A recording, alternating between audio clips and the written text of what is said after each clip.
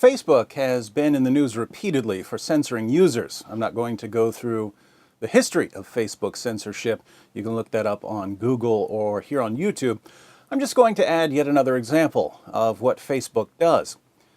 Earlier today, I got a YouTube message threatening to sodomize me and my mother. I responded to the message, took a screenshot, and posted the screenshot on Facebook with a warning that the threat contained graphic language. Just so you know what was said, here's the screenshot. And since we're all in the mood for censorship, I'm going to censor some words as I'm reading, but I'll leave them on the screen so you know what's being censored. From Adil Abba, we have: censored, you censored, and yes, your mom is a good censored. Sucker, you censored, censored. If you were in front of me, I would censored, you and your mom censored. And now for my epic reply.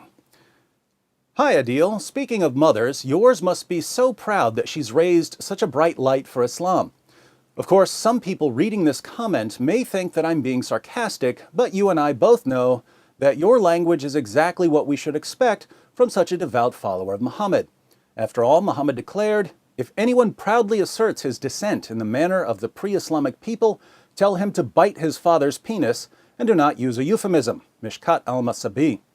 Likewise, Abu Bakr, Muhammad's closest companion and the first of the rightly guided caliphs, once told a pagan, "Go suck the clitoris of a lot." History of al-Tabari. It's good to see that you're trying to be consistent by truly emulating your prophet, instead of emulating the Walt Disney version of Muhammad so familiar to Westerners. Since I respect your attempt to follow your worldview wherever it leads, I also respect you enough to tell you that you're following the most obvious false prophet in history. Here are 50 reasons Muhammad was not a prophet in under 5 minutes. Surely you can take 5 minutes out of your busy schedule of threatening to sodomize people's mothers to learn some more facts about your false prophet. And there's the video link. So that was the conversation I posted, and Facebook removed the post. I got a message saying, "We removed the post below because it doesn't follow Facebook community standards." I looked at Facebook's community standards. The only guideline I could find that's at all relevant to my post is this: we remove content that threatens or promotes sexual violence or exploitation. Apparently, Facebook means that in a very broad sense. They don't just mean if someone threatens sexual violence, we're going to remove his threat.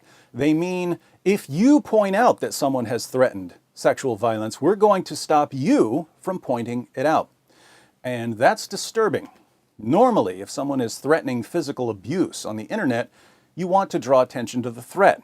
You want to expose the threat. You want your friends to know about the threat. But Facebook's policy doesn't allow that. The policy now is, if someone threatens to sodomize you and your mother, just keep your mouth shut about it.